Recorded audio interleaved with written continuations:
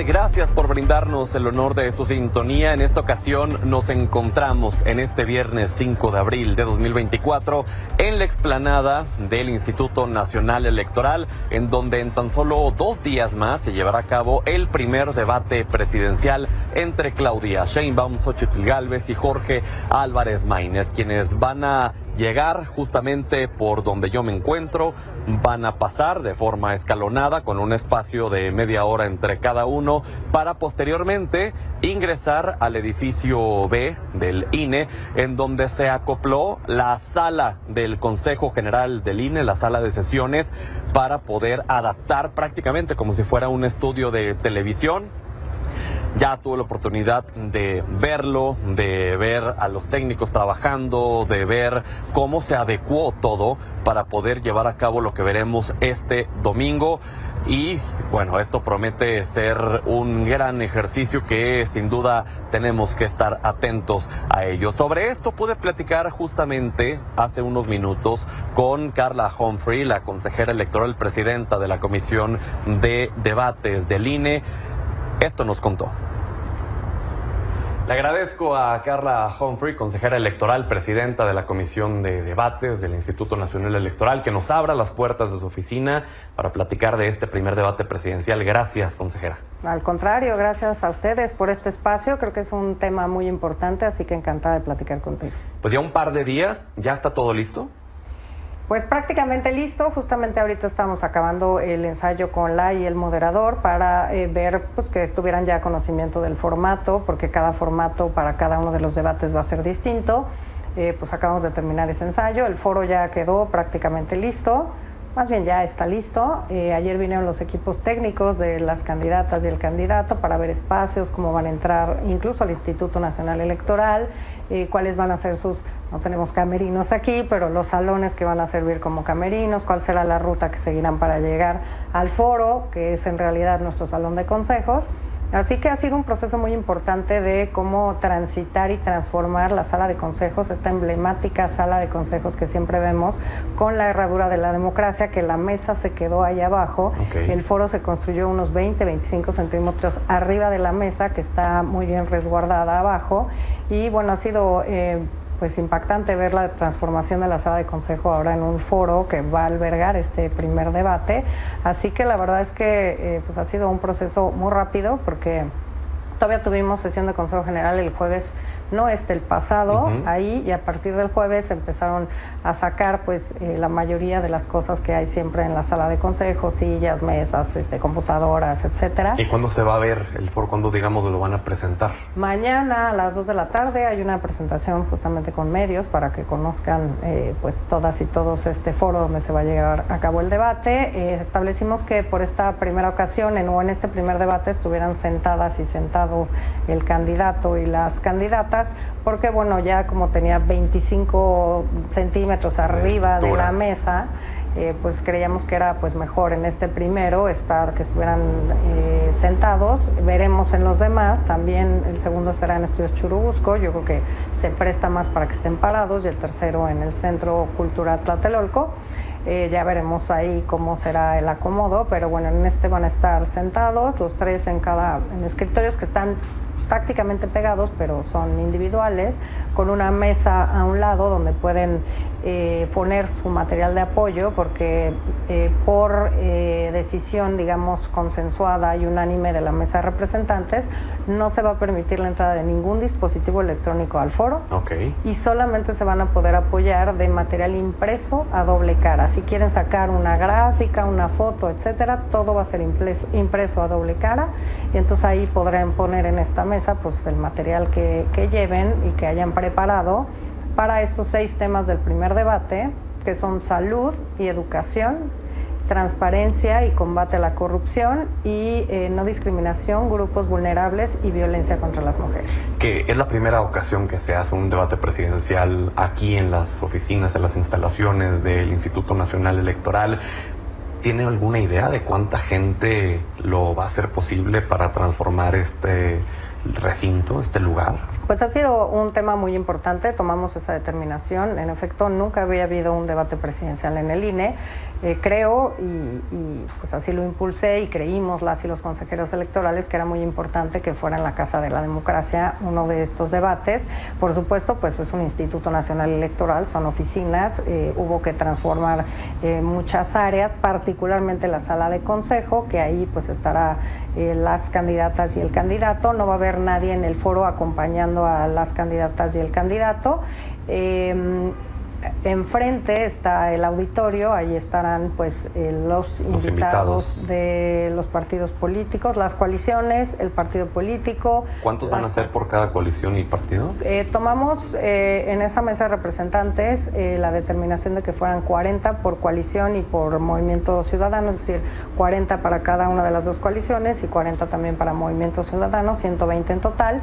Las personas que las iban a acompañar a las candidaturas en el foro, dado que el formato no tiene cortes y no hay posibilidad de retroalimentación ni algún tarjeteo ni nada, decidieron pues ya no estar en el foro, entonces estarán en el auditorio, entonces serán 41 por cada candidatura y por Movimiento Ciudadano. ¿Y el resto son invitados del INE?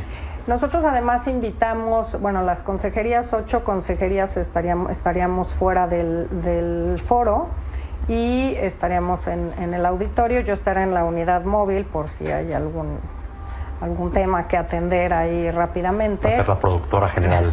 Pues bueno, pues estar ahí para tomar alguna decisión si se tiene que tomar alguna, pero estaremos 8 candidaturas, consejerías fuera del foro y sí con invitados del instituto, pero también invitamos a, por ejemplo, las representaciones de los partidos políticos en el instituto, las representaciones del Poder Legislativo, que son con quienes pues convivimos en todas las sesiones de Consejo General, a los partidos políticos, a las presidencias también las invitamos nosotros, y bueno, obviamente a magistrados y magistradas electorales, a funcionarios de esta institución, y entonces, bueno, ahí estaremos. La ocupación del auditorio son 300 personas, entonces, bueno, estaremos ahí sentados viendo el debate a unos pasos, sí, de la sala de consejo, pero fuera del foro y la sala de consejo. En el formato que definieron para este primer debate, tengo entendido que va a ser la primera pregunta general para las candidatas y el candidato, y luego van a seleccionar, ¿no?, de unos sobres de A, B o C las preguntas. Platíquenos un poco de este formato. Bueno, es un tema importante porque tomamos la decisión de no hacer foros, no hacer debates fuera de la Ciudad de México, y pensamos que, dado el crecimiento de las redes sociales y las plataformas digitales, podríamos traer a la ciudadanía o a las y los mexicanos a la Ciudad de México en los debates. ¿Cómo? En este primer debate, mediante la recolección de preguntas, mediante redes sociales, habilitamos un sitio en la página del INE para recibir estas preguntas de personas desde 13 años. Les establecimos solamente que nos dijeran sobre todo la región de la que nos hacían la pregunta y la edad, para tener también un rango e ir viendo pues cuáles eran estas preguntas, quién estaba preguntando, cuáles eran los intereses por grupo etario, por ejemplo. Había, si querías, podías señalar si pertenecías a algún grupo vulnerable, por ejemplo, pero recibimos 24,000 preguntas.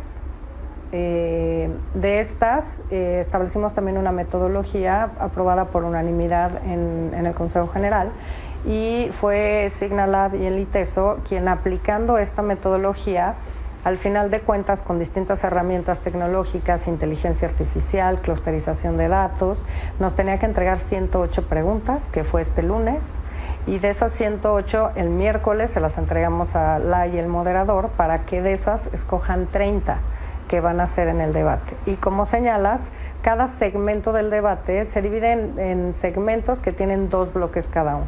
El primer bloque empieza por una pregunta de las redes sociales que se hace para que la contesten las 3 candidaturas. Van a tener 1 minuto para contestar cada candidatura a esta pregunta, la misma. Después se abre una bolsa de tiempo, que son 5 minutos para cada candidatura, pero solo pueden usar máximo 1 minuto con 30 segundos de manera seguida, para propiciar justamente el debate, contrastar propuestas, cuestionar a lo mejor las propuestas. Más dinámico también. Y se cierra cada bloque con esto que mencionas. La moderación va a hacer listas de preguntas una del norte, una del centro y una del sur, y las tendrá bajo la letra A, B y C cada una de las listas, y en el propio debate de manera aleatoria las candidaturas determinarán cuál lista escogen, la A, la B o la C, y así se les irán leyendo las preguntas para que las contesten por 40 segundos. Pero ninguna pregunta es personalizada. Ninguna, esa fue uno de los criterios que aprobamos desde la metodología y las reglas básicas. No hay preguntas personalizadas, y como vemos en este ejercicio, pues no hay preguntas que directamente la moderación esté haciendo a las candidatas o el candidato. Digamos, el rol de la y el moderador será leer las preguntas que ya previamente se seleccionaron.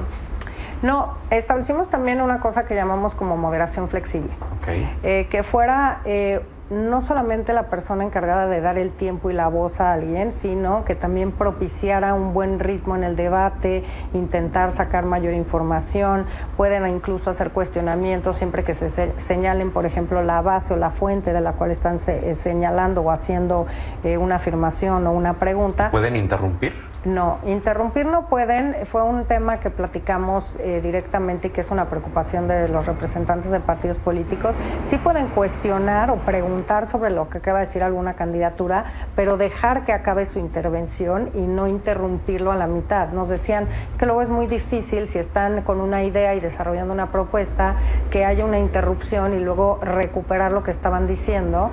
Entonces sí, lo que pidieron es que dejaran acabar a las candidatas y al candidato y luego preguntaran si hubiera alguna duda, algún cuestionamiento que quisieran hacer para... ¿Sobre el mismo tiempo que tienen? ¿Sobre la misma bolsa de tiempo? Sí, sobre esa bolsa de tiempo de esos 5 minutos, pero pues hay tres bloques y 3 segmentos con 2 bloques cada uno, y bueno, pues creo que hay suficiente tiempo para conocer las propuestas en estos 6 temas específicos de este primer debate. Claro, porque también se entiende la parte de los representantes de las candidatas y el candidato, pero de este lado, cuando estamos en una moderación, luego se salen por la tangente y no contestan y evaden los temas, y entonces pues parece que no se preguntó nada porque justo evaden los cuestionamientos. Sí, podrá haber interrupciones, por ejemplo, si se está agotando el tiempo. También podrán señalarles que, bueno, ese tema, si estamos hablando de, por ejemplo, de corrupción y hablan de otra cosa. Y estamos hablando y empiezan a hablar de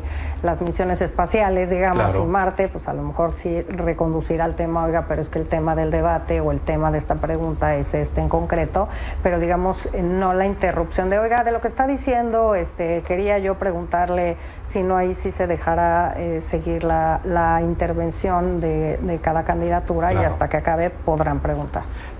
Esta mezcla de las redes sociales a través de las preguntas que se hicieron, ¿se podría decir que es la principal cualidad evolutiva de este debate respecto a los años anteriores? Pues creo que tiene varias cuestiones innovadoras. Por ejemplo, tenemos sí que los formatos son más flexibles, intentan. Claro, siempre cuando tienes que también acordar un formato en el que las y los candidatos pues se sientan cómodos, pues también no es solamente lo que la autoridad quiere.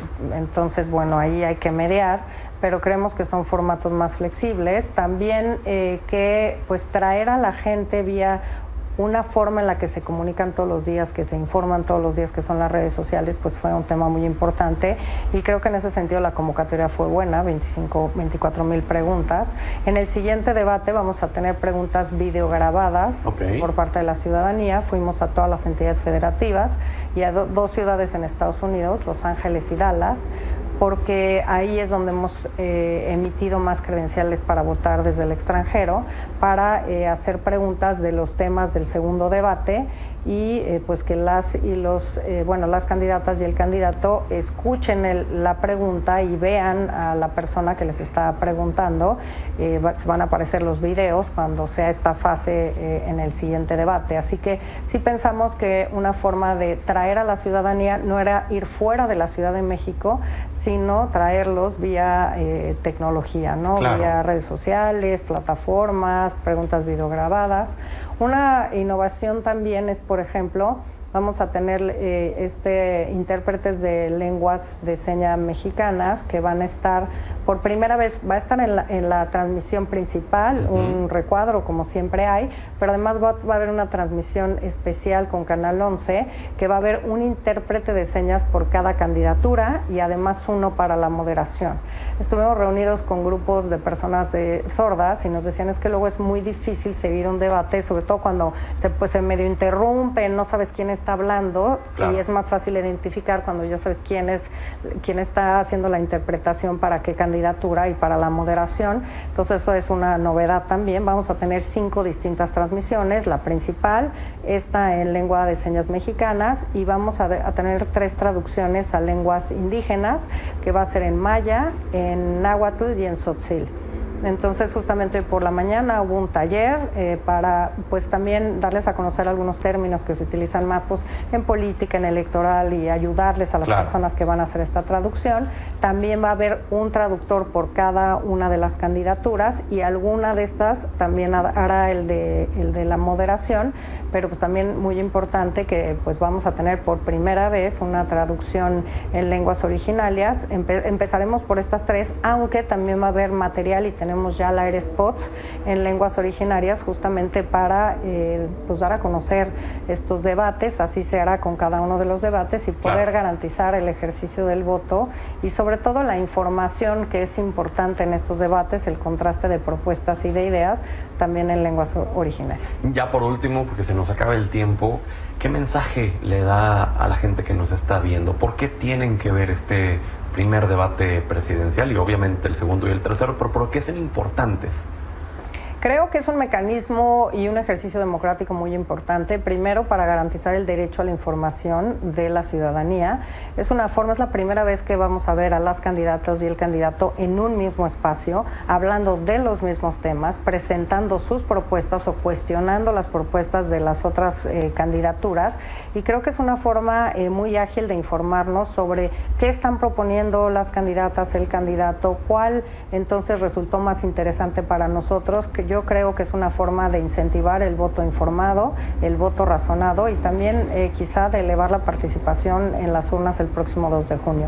Entonces yo lo veo como un ejercicio de verdad de información, de transparentar, de conocer cómo reaccionan incluso ante un programa en vivo, pues que están siendo cuestionados de temas que ellos no conocen las preguntas, nosotros tampoco, las personas que las conocen solamente son la y el moderador, y creo que eso también un ejercicio importante de qué estrategia utilizan, cómo reacciona cada candidatura ante una pregunta. Sin guión, sin prompter, sin texto. Claro, cómo resuelve, si alguien la interrumpe, si le cuestionan alguna propuesta, etcétera. Sí, bajo presión, ¿no? Exacto. Pues, consejera, gracias por estos valiosos minutos, gracias por abrirnos las puertas de su oficina, del Instituto Nacional Electoral, y por supuesto que vamos a estar pendientes de este primer debate presidencial.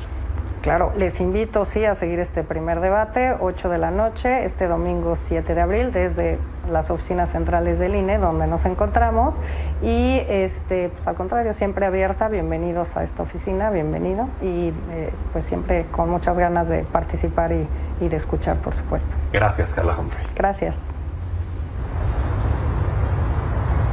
Y este edificio que vemos, en donde está este contador para el 2 de junio, para el día de salir a votar, en donde faltan 57 días, 11 horas, 41 minutos y 8 segundos, es el edificio B. Ese es el edificio que alberga la sala del Consejo del INE, del Consejo donde sesionan. La última sesión fue el jueves de la semana anterior y a partir de ahí fue que comenzaron los trabajos para poder tener listo este set el domingo.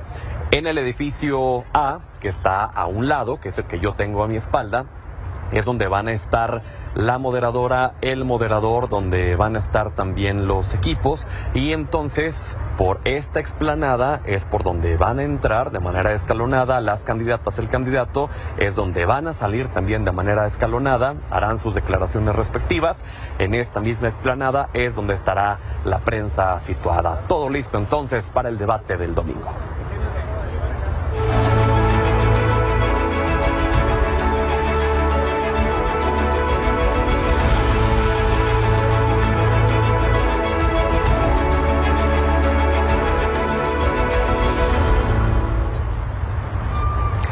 Hoy fue el día 36 de las campañas de las candidatas del candidato a la presidencia de la República. Claudia Sheinbaum, previo a este primer debate, publicó un video en el que aseguró que la honestidad y el amor al pueblo solo la puede garantizar su movimiento en caso de ganar la presidencia. También la candidata de Morena aprovechó para compartir los logros que obtuvo durante la administración que encabezó en la Ciudad de México en materia de combate a la corrupción y transparencia.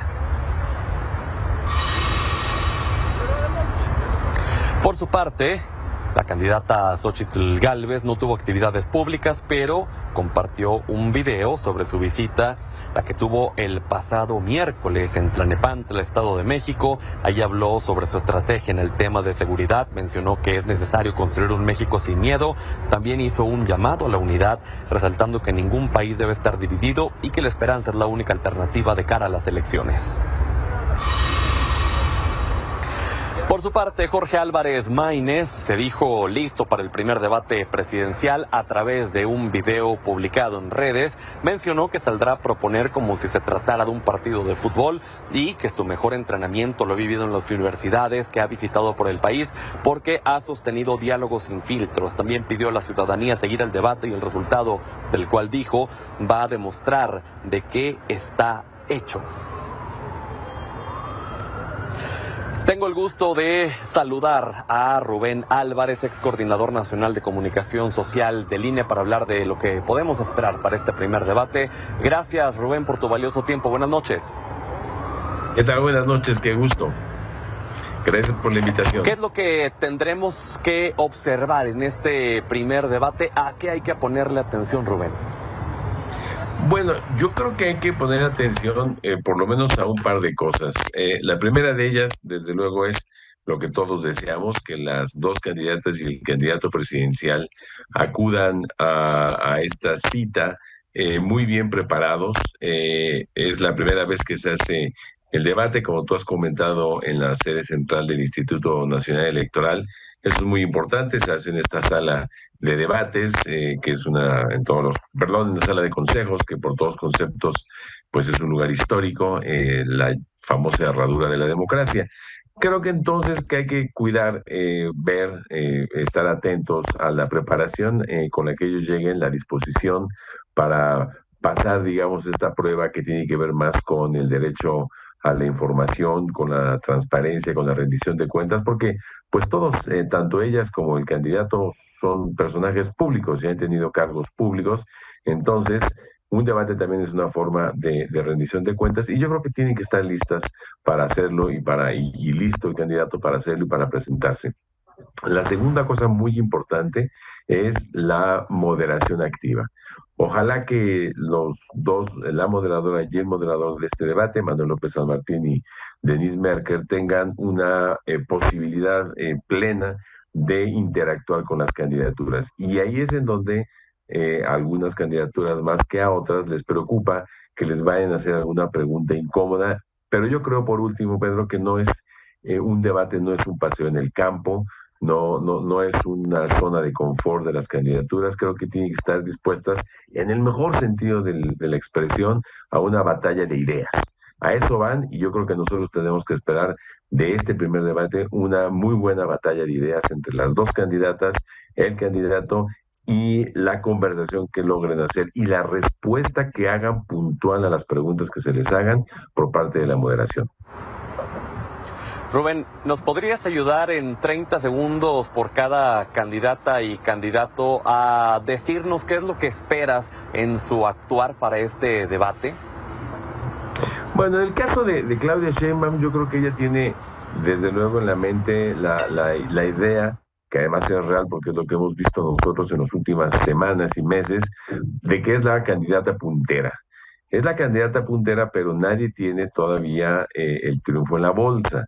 Creo que todavía faltan todavía 2 meses para la elección presidencial, poquito menos de 2 meses para el 2 de junio, y por lo tanto no hay nada asegurado para nadie, que por cierto, esa es, digamos, la condición de la democracia, la incertidumbre.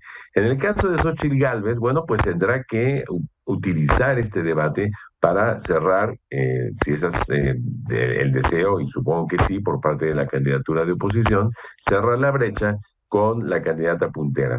Y en el caso de Álvarez Maínez, en muchos sentidos, bueno, terminar por darse de conocer ante millones de personas que estarán viendo este debate y explicarnos por qué él es una opción válida para la presidencia de la República y el grado de oposición que muestre y de distancia que muestre tanto con la candidata que encabeza la candidatura de la coalición de Morena, que es Claudia Sheinbaum, como una distancia de la candidatura de Xóchitl Gálvez. Si es oposición también, Álvarez Maínez tendrá que demostrar que es oposición frente al partido que ahora gobierna el país y frente a la coalición opositora. Veremos si lo logran los tres en este debate. Pues muy bien, ya lo estaremos platicando la siguiente semana, si nos lo permites, Rubén, sobre qué fue lo que aconteció en este primer debate presidencial. Te agradezco, mientras tanto, tu valioso tiempo y tu análisis. Muchísimas gracias a ti, Pedro. Buenas noches. Buenas noches. Son ya 30 años de llevar a cabo este ejercicio del debate presidencial y aquí los momentos que han marcado a la política mexicana a través de estos ejercicios.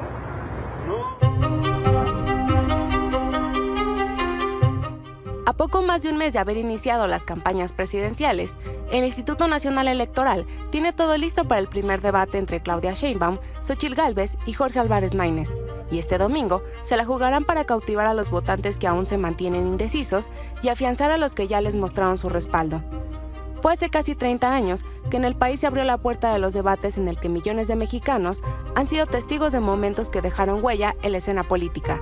En medio de un turbulento año electoral, el 12 de mayo de 1994, los tres candidatos punteros de la contienda acudieron al Museo Tecnológico de la CFE en la Ciudad de México para ser protagonistas del primer debate presidencial, tratándose de Diego Fernández de Ceballos del PAN, Cuauhtémoc Cárdenas del PRD y Ernesto Zedillo del PRI. La idea había surgido del ex candidato priista Luis Donaldo Colosio. Sin embargo, tras su magnicidio en marzo de 1994, el PRI nombró a Zedillo como su nuevo abanderado, lo cual fue duramente criticado por los candidatos en el debate. Y usted, con el debido respeto, quiero decirle que está aquí como consecuencia de dos tragedias. Por una parte, la muerte de Colosio y por otra, la designación presidencial. Para el año 2000 se realizaron dos debates presidenciales. En el primero, el entonces candidato del PRI, Francisco Labastida, acusó al panista Vicente Fox de hablar forma despectiva en su contra. En las últimas semanas me ha llamado chaparro, me ha llamado mariquita, me ha dicho la vestida, me ha dicho mandilón, ha hecho señas obscenas en la televisión refiriéndose a mí. En el debate presidencial del 2006, la atención se centró en el entonces candidato de izquierda, Andrés Manuel López Obrador, luego de no asistir al encuentro. Luciendo el podio solo, algunos candidatos aprovecharon para atacar su campaña. Quienes estamos aquí, cumplimos con nuestro deber de presentar nuestras propuestas. Sabemos que el candidato del PRD no vino a este debate porque no tiene propuestas viables. Pero fue en el 2012 que durante el primer encuentro entre los cuatro candidatos a la presidencia, que Julia Orayén, una modelo de origen argentino, se robó la atención tanto de los presentes como de espectadores, que en redes sociales fue nombrada como Lady Ife. También hubo momentos memorables, como el mundo al revés, dicho por López Obrador. Los que mandan en el país escogieron a Peña Nieto para proyectarlo. Son los jefes, los padrinos de usted. También esto no se va a ver en televisión. Pues no, porque está al revés. ¿Ah, sí? Ah, bueno. Es el mundo al revés. En el pasado proceso electoral, las confrontaciones entre candidatos también dieron de qué hablar en los debates presidenciales. Desde las críticas a las campañas de sus rivales hasta sus polémicas propuestas fueron foco de atención, tomando protagonismo ahora en redes sociales. Que mocharle la mano al que robe, así, de simple. Yo presentaré una iniciativa al Congreso, a ver si los diputados de ellos se atreven a aprobarla. Cuando tú fuiste jefe de gobierno, Andrés Manuel, se cayó la inversión. Aquí tengo el censo económico de 2014. Voy a cuidar la inversión. Mi cartera porque... Riquín, canallín. Es una película que no vas a ver, porque Andrés Manuel va a volver a perder. Esta película habla sobre la Gran Depresión en México de 2018 a 2024. Para Milenio Noticias, María Fernanda Castañeda. 8:29, tiempo del centro de México, desde la explanada del Instituto Nacional Electoral. Vamos a una pausa, pero antes, como cada viernes, lo dejamos con el coordinador de los senadores de Morena, Ricardo Monreal, y su sección Antilogía. ¿Qué tal, Pedro? Buenas noches a ti y a todo tu auditorio. La familia, en la costumbre mexicana, es lo mejor que tenemos. Hay dichos, refranes que al final lo que te queda es tu familia y tus verdaderos amigos, que son muy pocos. Y por eso la cuidas con celo. De ahí que me parece correcto que todo mundo respete a los hijos de los políticos, de los servidores públicos, de los empresarios. Es infame, es vil el que uses a tu hijo, a tu hija, o el que los usen los políticos para denostar al político, al papá. Por esa razón, por esa virtud, creo que tiene razón la población en reprobar ese tipo de acciones, de quien sea. Una de las circunstancias y argumentos por las que siempre me negué a que mis hijos participaran en la actividad pública fue esa. Mi hija Catalina, que ahora camina para ser candidata por una encuesta, desde hace 15 o 16 años me pedía participar. Fue hasta los 37, después de 16 años, que ya no pude detenerme. Ella está casada, tiene su vida propia, pero a mi hijo Ricardo y a mi hija María no les gustaba, porque yo les decía que era una actividad en donde se les roba tiempo, hay un déficit de atención para tu esposa, para tus hijos. La entrega en el servicio público es muy complicada, Pedro, y por esa razón trata de mantener a sus hijos alejados de los reflectores y alejados del escenario político y público.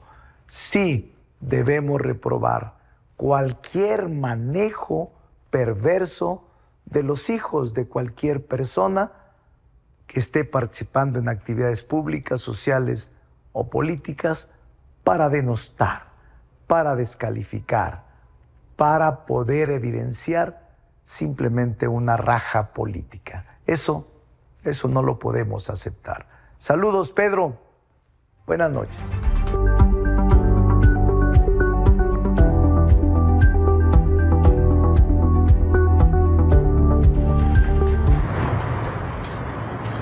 Viernes de Radiografía de Negocios con Jesús Hernández, editor en jefe de Milenio Negocios. Hoy hablando sobre el mercado de arte. Se democratiza, pero en cachitos. ¿Cómo es esto, Jesús? Cuéntanos.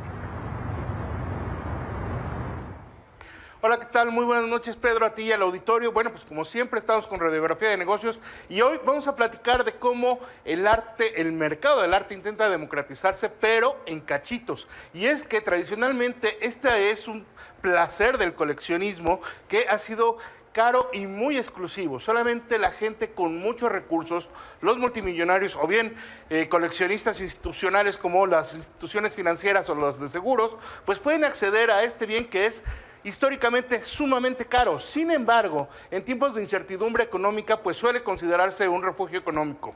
¿Cuánto vale hoy todo el arte del mundo? Bueno, pues vemos que de 2009 a la fecha ha subido ni más ni menos que de 39.5 en 2009 a 65,000 millones de dólares. Esto es un incremento de 64.5% en estos años. Y bueno, ¿qué es lo que impulsa a alguien a comprar una obra de Pablo Picasso, de Andy Warhol o de Vincent Van Gogh? Bueno, pues además del gusto estético y el placer de poseer algo único, es la conveniencia de tener un activo que pueda bien conservar su valor en el tiempo y, como vemos en la gráfica, para 26% es esto un activo de inversión, mientras que 47% en 2023 lo vio como una reserva de valor. Claro, hay 27% de los inversionistas que solo hacen por amor al arte y por el gusto de tener algo único.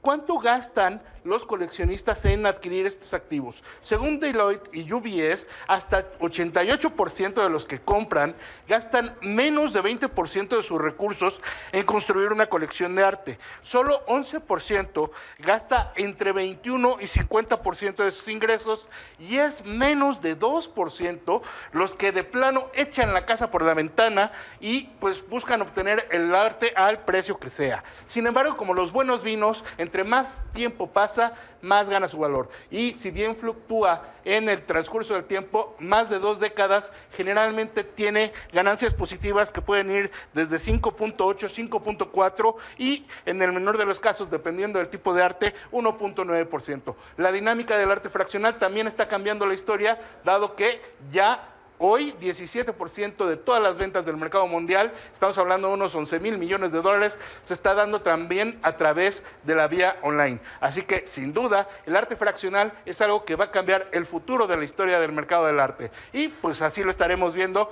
y reportando, como siempre, aquí en Radiografía de Negocios. Gracias, Jesús Hernández. Y aquí desde el Instituto Nacional Electoral vamos a una breve pausa y ya regresamos.